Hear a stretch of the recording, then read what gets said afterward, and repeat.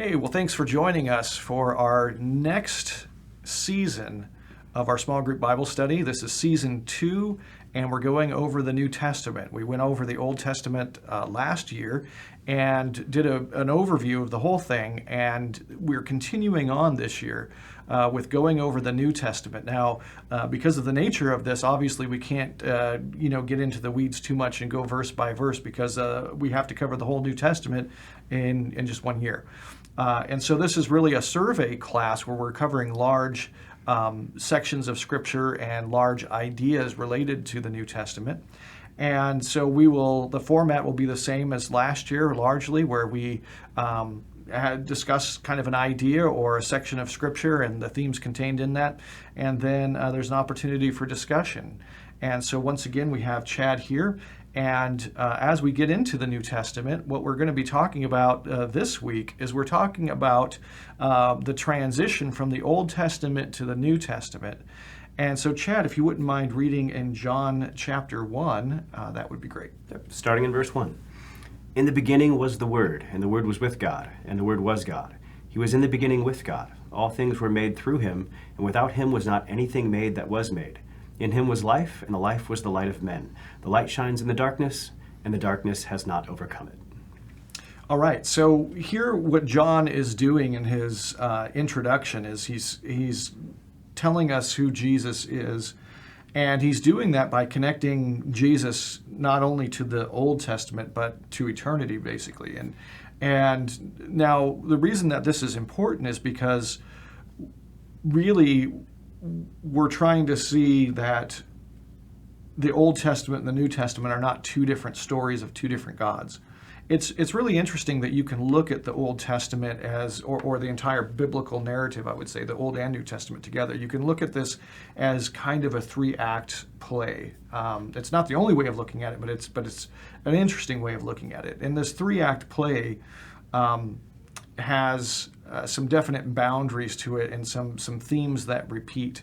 And so you can look at Genesis 1 through 11 as kind of the first act. And so when we open up the whole story of the Bible, when we go back to the New Testament, go back to the Old Testament, and we open up the story, what's the setting there?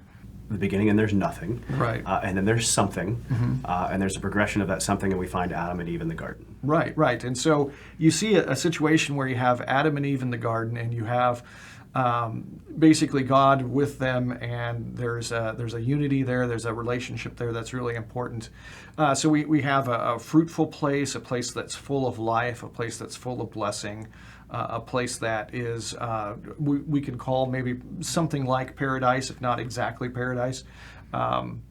And so this is the state of man at the opening of the story. Now, obviously, it doesn't continue that way. What's the big hang-up here? The big hang-up is Adam and Eve kind of get a little mistrusting of God. They're swayed away by the serpent and big fall. Okay, and so when we look at the nature of sin, a lot of people will say, well, all they did was eat the apple from the tree. But is that really the heart of sin? Was that apple was God really loved that apple and they ruined it? He was saving it for, a birthday party or something, and No, it was the nature of people say sometimes pride, and there's an element of that, but I think it's a deep mistrust of God all of a sudden. Mm-hmm. And if God isn't God in your mind anymore. It's kind of hard to live according to his principles and want to if you no longer trust him. If we were to look at the rest of the story or the first act here that I've kind of cut off at Genesis chapter 11, what are some of the results of that lack of trust in God and the distance that results from that? So obviously, life becomes difficult, for Adam and Eve, and the ground is not going to cooperate with them anymore and stuff like that. You get murder in the next generation, and it doesn't take too long where everyone thinks of evil all the time, mm-hmm. and God feels the need to send a flood to kind of start over. Right. We've gone now from a garden, and then we've had sin and problems, interpersonal problems, and then the founding of a city. And what is it about the founding of that city that God's not too keen on? So it talks about them wanting to make a name for themselves, as you mm-hmm. pointed out, and things of this sort. And I think that's that's part of it, and making a name for themselves completely independent of God. They want an eternal existence completely separate from God.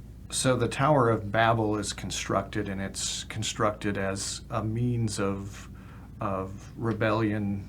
It's constructed as a means of making a name for ourselves. It's constructed as a means of reaching the heavens, kind of becoming God.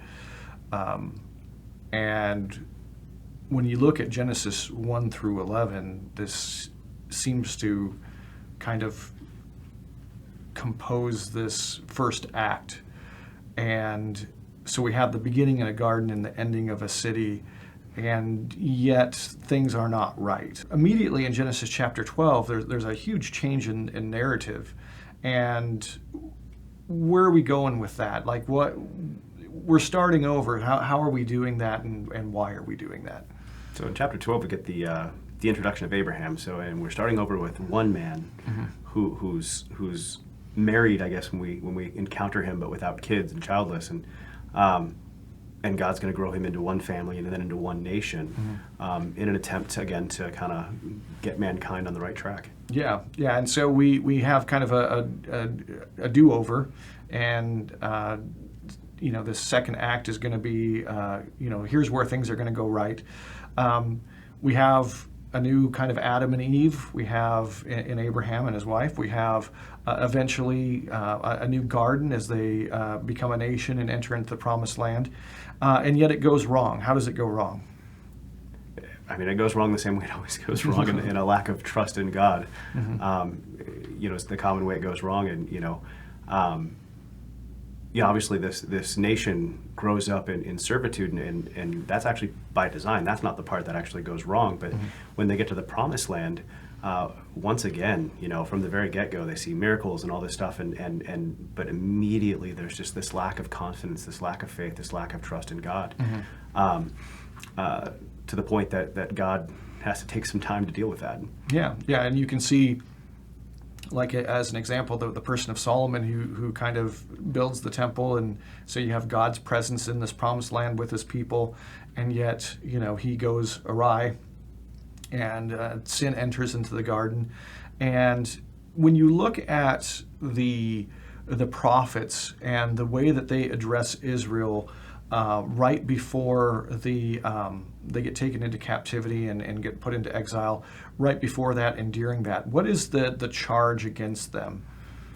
The charge against them is a lack of faithfulness, and that they've often it's multitude, but the biggest charge that seems to be laid against them is that they've abandoned God for another god, for a Baal, for an Ashtoreth, for a variety of other gods, but God is no longer God for them. Yeah, and one of the things that's really fascinating is that the charge of Zion being corrupt is kind of at the heart of the accusations brought by the prophets.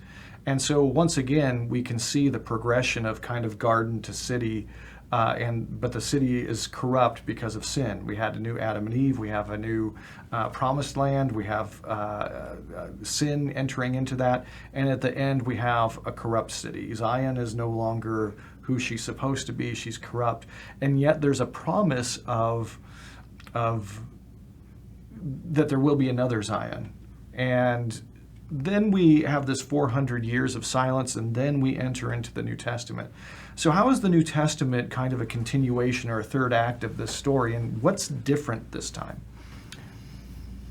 So this time, God enters the story, and he enters the story as a man, which, if you've grown up in the church, just seems normal, but definitely not normal. If you're not used to it, or if you kind of compare it to other religions and stuff like that. But God enters the story as a man,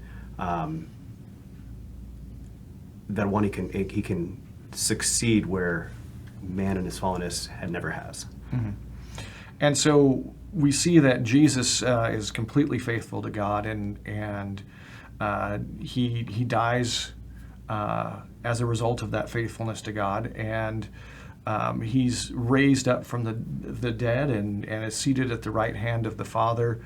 And in the very end, in Revelation, we see a city, a new Jerusalem, a new Zion. We see the wedding supper of the Lamb,